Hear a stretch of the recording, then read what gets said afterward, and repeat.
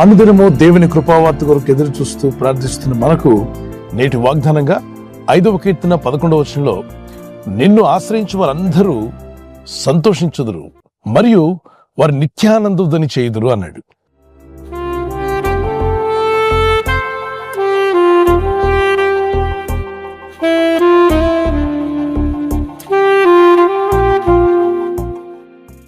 ప్రపంచంలో మానవ మేధస్సుకు అందనటువంటి గొప్ప జ్ఞానం ఏంటంటే వేలుముద్ర ఎవరితోనూ కలవకపోవడం, కనుగుడ్లోని ఐరిస్ ఎవరితోనూ కలవకపోవడం. ప్రతి మనిషిని ఒక ప్రత్యేకంగా కలుగు చేసిన సృష్టికర్త అనే దేవుడు. ఎంత జ్ఞానం ఉండాలి! మానవ మేధస్సుకు అందనంత జ్ఞానం దేవుంది. ఈ సృష్టిలో ఉన్నటువంటి సమస్తమును అనగా సూర్య చంద్ర నక్షత్రములను, భూమిని ఆకాశమును, ఆకాశమందు ఎగురు పక్షులను, భూమి మీద ఉన్న సకల జీవరాశులను సమస్తాన్ని చేసిన సృష్టికి కర్త అయిన దేవుణ్ణి ఆశ్రయించినప్పుడు మనం సంతోషించాలంట. ఒకవేళ ఇంత దుఃఖము, విచారము, వేదంతో ఉన్న మీరు ఊహించినటువంటి ఒక వ్యక్తి వచ్చి మీకు ఏదైనా అధిక మొత్తంలో ధన సహాయం కానీ, అధిక మొత్తంలో మీరు కోరినటువంటి వస్తువులు కానీ మీకు ఇస్తే విచారంతో మీరు కిలుక్కుని నవ్వుతారు. ఆనందం వచ్చేస్తుంది, సంతోషం వస్తుంది. నేనేమి ఆశించకుండా వారు నాకు ఇచ్చారు కదా అని. మరి దేవుడైన ప్రభు మీకేమిచ్చాడు? మనిషి పిలుస్తున్న శ్వాస, ఆక్సిజన్ ఉచితంగా దేవుడు దయచేస్తున్నాడు. అందును బట్టి సంతోషించండి. ఇంకా మనల్ని సజీవ లెక్కలో ఉంచాడు, అందును బట్టి దేవుని స్తుతించండి. ఆయనను తెలుసుకునే కృపను మనకిచ్చాడు, అందును బట్టి దేవుని స్తుతించండి. విచారాలు ఉండొచ్చు, సమస్యలు ఉండొచ్చు, ఇబ్బందులు ఉండొచ్చు, ఎన్నున్నా అన్నిటినీ మించిన దేవుడు నువ్వు కలిగి ఉన్నావు. నీలో ఉన్నవాడు ఈ లోకంలో ఉన్నవాని కన్నా గొప్పవాడని 1 యోహాను పత్రిక 4:4 వచనంలో రాయబడింది. ఫిలిప్పీ 4:4లో ఆనందించుడి, మరలా చెప్పుదును, ప్రభునందు ఆనందించండి. అంటే ఇక్కడ మీరు గ్రహించాల్సింది ఫిలిప్పీ 4:4లో ఆనందించండి, కానీ ఆ ఆనందం వ్యర్థమైన వాటిలో కాదు, లోకంలో కాదు, పాపంలో కాదు, అపవిత్రతలో కాదు, కానీ ప్రభునందు ఆనందం నిజమైంది. అది ఆరోగ్యకరమైనది, ఆత్మీయమైనది, మనసుకు శాంతిని, సమాధానం అనుగ్రహిస్తుంది. ఈ లోకంలో చాలా మంది ఆనందిస్తూ ఉంటారు. కొందరు క్లబ్బుల్లో, మరికొందరు పబ్బుల్లో, మరికొందరు పేకాట్లో కావచ్చు, మందు దాగడంలో కావచ్చు. వ్యర్థమైనవి ఎన్నో ఉన్నాయి ఈ ప్రపంచంలో. వాటిలో ఆనందించడానికి ప్రయత్నం చేస్తారు. ఆ ఆనందం అంతా ఆవిరైపోతుంది. అందచందాలు నీ దగ్గర ఉన్నప్పుడు, ధన సంపదలు నీ దగ్గర ఉన్నప్పుడు, పేరు ప్రఖ్యాతులు ఉన్నప్పుడు నీ చుట్టూ తిరుగుతారు జనం. అవన్నీ ఎప్పుడైతే నువ్వు కోల్పోతావో నీకు దూరంగా జరిగిపోతుంది ఈ లోకం. ఈ లోకంలో ఎందరో ఎదురవుతుంటారు, కానీ చివరి వరకు నీతో ఉంటారా? ఆలోచించు. చివరి వరకు నీతో ఉండరు. చివరి వరకు ఉండేవాడు దేవుడే. దేవుని యందు విశ్వాసం ఉంచి ఆయన ఆశ్రయించిన మీ ఆనందం ఎప్పటికీ ఆగిపోదు. ఇహమందు పరమందు కూడా ఆనందిస్తామని వాక్యం సెలవిస్తుంది. అపోస్తలుడైన పౌలు అన్నాడు ఫిలిప్పీ 1:21-22 వచనాల్లో, బ్రతుకుట క్రీస్తే, చావైతే నాకు లాభం అన్నాడు. నేను ప్రభు యొద్దకు వెళ్ళిపోయి నిత్యం ఆనందిస్తాను, ఎందుకంటే ఆయన 3వ ఆకాశానికి వెళ్ళి చూసి వచ్చాడు. అలాగే అపోస్తలుడైన యోహాను కూడా ప్రకటన గ్రంథం 1వ అధ్యాయం 10వ వచనం నుండి చివరి అధ్యాయాల వరకు ఆయన కొనుక్కోబడ్డాడు పరలోకానికి. అక్కడ ఏం జరిగిందో, అక్కడ ఏముందో అన్ని విపులంగా రాశాడు.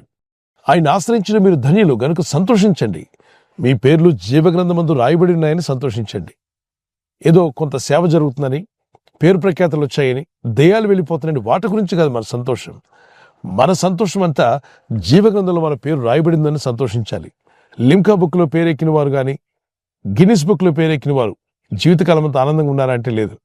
కానీ దేవుని యందు భయభక్తి కలిగిన వారికి తెలియని ఆనందాన్ని ప్రభు దయచేస్తాడు. పరిశుద్ధాత్మ యందుల ఆనందం. దేవుని రాజ్యం అంటే నీతియు సమాధానం, పరిశుద్ధాత్మ యందుల ఆనందం. ఆత్మదేవుని లోపల ఆనందాన్ని కలుగు చేస్తాడు. అది ఆస్తిపాస్తుల నుండి వచ్చేది కాదు, ధనగంటల నుండి వచ్చేది కాదు, లోకంలో ఉన్న వాటి నుండి వచ్చేది కాదు. అది సాక్షాత్తు దేవుని సింహాసనం నుండి నీ హృదయ సింహాసనంలోకి పంపిస్తున్నాడు ఆ ఆనందం. అందుకే ఆయన ఆశ్రయించిన వారు సంతోషించుదురు, వారు నిత్యానంద ధ్వని చేస్తారు. అందుకే దేవుని యందు విశ్వసించిన మీరు సంతోషించండి. 37వ కీర్తన 4వ వచనంలో, ఆయనను బట్టి మీరు సంతోషించిన ఎడల మీ హృదయ వాంఛలు తీర్చబడతాయి. దేవుణ్ణి మీరు కనుగొన్నందుకు, ఆయన్ని ఆశ్రయించినందుకు సంతోషించండి. మిగిలిన పనులన్నీ ప్రభు జరిగిస్తాడు. ఈ వాగ్దానం ఎత్తి ప్రార్థిస్తుండగా ఆయన్ని ఆశ్రయించిన మీరు అందరూ సంతోషంతో నింపబడుదురుగాక. మీ హృదయంలో, మీ కుటుంబాల్లో నిత్యానంద ధ్వని కలుగునుగాక. వచ్చిన కీర్తన పాడుకుందాం పిల్లరా. సంతోషం పొంగింది, సంతోషం పొంగింది, సంతోషం పొంగుచున్నది. హల్లెలూయా, యేసు నన్ను ప్రేమించిన నాటి నుండి నేటి వరకు సంతోషం పొంగుచున్నది. సంతోషం పొంగింది, సంతోషం పొంగింది, సంతోషం పొంగుచున్నది. హల్లెలూయా, యేసు నన్ను ప్రేమించిన నాటి నుండి నేటి వరకు సంతోషం పొంగుతున్నది. మరి ఈ వాగ్దానం ఎత్తి ప్రార్థిస్తారు కదా, ప్రార్థన చేసుకుందాం. పరిశుద్ధమైన మా ప్రియ తండ్రి, నిన్ను ఆశ్రయించు వారందరూ కూడా సంతోషించుదరని, నిత్యానంద ధ్వని చేయుదరని రాయబడింది. రక్షణానందము, నీ యందు విశ్వసించడం వల్ల వారికి కలిగిన పరిశుద్ధాత్మలో ఆనందము, అయ్యా మా పేర్లు జీవగ్రంథమందు రాయబడిన ఆనందము మా హృదయాల్లో పెట్టినందుకు మీకు స్తోత్రాలు. ఇంకెవరైనా మీరిచ్చే ఆనందాన్ని కోల్పోయి ఉంటే ఇదిగో వారు కూడా నీ వైపు తిరిగి మొరపెట్టి ప్రార్థించే మనసు వారికి దయచేయండి. వారి బ్రతుకులను వెలిగించండి ప్రభువా. ఎవరైతే విచారంతో, దుఃఖంతో, వేదనతో కృంగిపోయి ఉన్నారో వారికి పరిశుద్ధాత్మ ద్వారా గొప్ప సంతోషం వారికి అనుగ్రహించండి. మా దుఃఖమును సంతోషంగా మారుస్తానన్నావు. ఇదిగో వీరి దుఃఖమును సంతోషంగా మార్చునాయన. వారి జీవితాల్లో గొప్ప ఆనందమును కలుగజేయండి. పరిశుద్ధాత్మను అనుగ్రహించే గొప్ప ఆనందంతో వారు నింపబడుదురుగాక. వారి మనసులో ఉన్న వేదన తొలగిపోనుగాక. ఈరోజు ప్రార్థించి ప్రయత్నించబోతున్న శంకుస్థాపన అయిన, గృహప్రవేశమైన, ఒక బిజినెస్ ప్రారంభిస్తున్నా, ఉద్యోగ ప్రారంభానికి వెళ్తున్నా, ఒక మంచి కార్యక్రమాన్ని ప్రారంభిస్తుండగా, నేను వారి బిడ్డల వివాహం కొరకు ప్రయత్నాలు చేస్తుండగా వారు చేస్తున్న ప్రయత్నాలు ఫలించలాగున మీ దూతలకు ఆజ్ఞాపించండి. ఎవరైనా హాస్పిటల్లో ఉన్నా, ఐసీయూలో ఉన్నా ప్రభు, ఎవరైతే సీరియస్ కండిషన్లో ఉండి బాధపడుతున్నారో వారికి యేసు నామములో స్వస్థతను అనుగ్రహించండి. కృంగిపోయిన వారిని లేవనెత్తండి. మీ గాయపడిన హస్తమును చాపి వారికి ఉన్న సకల రోగాల నుండి విడుదల ఇచ్చేయి. వారిని లేపి నడిపించడాన్ని సాక్షులుగా నిలబెట్టుకోండి. ఈ ఉదయకాలం ప్రతి రోగి యేసు నామములో స్వస్థత నొందునుగాక. తండ్రి, ఈ దినం ఎవరైతే ప్రయాణమై వెళ్ళబోతున్నారో, అది రైలు మార్గమైనా, ఆకాశ మార్గమైనా, బస్సుల్లో, వాహనాల్లో ఎక్కడ ప్రయాణం చేస్తున్నా, రోడ్డు మార్గంలో ఏ వాహనంలో వారు ప్రయాణం చేస్తున్నా, నీ ప్రజలకు కాపాడే దూతలను పంపండి. వారి కన్నీరు తుడిచివేసి యెహోవాను బట్టి సంతోషించుము, ఆయన నీ హృదయ వాంఛలు తీర్చిన వాగ్దానం కూడా నెరవేర్చి బలపరిచి మీ రాకడకు సిద్ధపరచమని, వీరందరూ వీరి గృహాల్లో ఉన్న విచారము, దుఃఖమును కొట్టివేసి నిత్య సంతోషం వారికి అనుగ్రహించి మహిమ పొందమని, నీ వాక్యము చదువుతూ ధ్యానిస్తూ ఆనందించే కృప వారికి దయచేయండి. మిమ్మల్ని ఘనపరిచి స్తుతించి పాటలు పాడుచు మీ నామాన్ని మహింపరచుండగా ఈ లోకమివ్వని శాంతితో వారిని ఇప్పుడే నింపి బలపరిచి మీ సాక్షులుగా నిలబెట్టుకోమని యేసుక్రీస్తు పరిశుద్ధ నామములో అడుగుచున్నాను పరలోకపు తండ్రి, ఆమేన్. ఈ వాగ్దానం విని ఊరుకోవద్దు. వాగ్దానం విన్నాక ఆమేన్ చెప్పి ఇతరులందరికీ షేర్ చేయండి, లైక్ చేయండి. అలాగే సబ్స్క్రైబ్ చేయని వారందరూ సబ్స్క్రైబ్ చేయండి. ఈ దేవుని మాటలు అనేకులకు చేరవేయండి. క్రీస్తు యేసు కృపా సమాధానాలు మీకు తోడే నడిపించును గాక. ఆమేన్.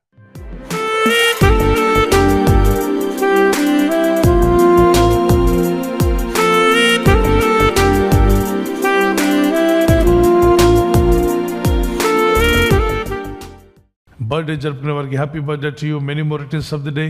God bless you. మీకు వాగ్దానము ఐజియా 58:10, చీకటిలో నీకు వెలుగు ప్రకాశించును. చీకటి జీవితాల్లో, చీకటి పరిస్థితుల్లో కూడా మంచి వెలుగును మీకు ఇచ్చి మిమ్మల్ని దీవించునుగాక. మీ జీవితం వెలుగుమయమై ఉండునుగాక. Happy birthday to you once again. అలాగే యానివర్సరీ జరుపుకునే వారికి happy anniversary, many more returns of the day. God bless you. మీకు వాగ్దానము ఎక్సోడస్ చాప్టర్ 3:12, నిర్గమకాండం 3:12, నిశ్చయముగా నేను నీకు తోడై ఉందును. I will be with you. ఆయన మీతో ఉండి భార్యాభర్తలైన మీ ఇద్దరి మధ్యలో ఐక్యత, ఏక మనసు, లవ్ అండ్ ఎఫెక్షన్, ప్రేమానురాగాలు అధికమై ఒకరి పట్ల ఒకరు విధేయత, ప్రార్థన కలిగి ఉంటకు భార్య భర్తకు లోబడాలి, భర్త భార్యను ప్రేమించాలి అన్న చిన్న దేవుని ఆజ్ఞలు మీరు లోబడుతుండగా గొప్ప దీవెనలు మీరు పొందుదురుగాక. ఆమె ఎన్నో యానివర్సరీలు చేసుకునేటువంటి కృప, అలాగే ప్రభు చిత్తమైతే silver jubilee, golden jubilee, platinum jubilee కూడా చేసుకునే రోజులు యేసు నామములో అనుగ్రహింపబడునుగాక. ఆమేన్. God bless you.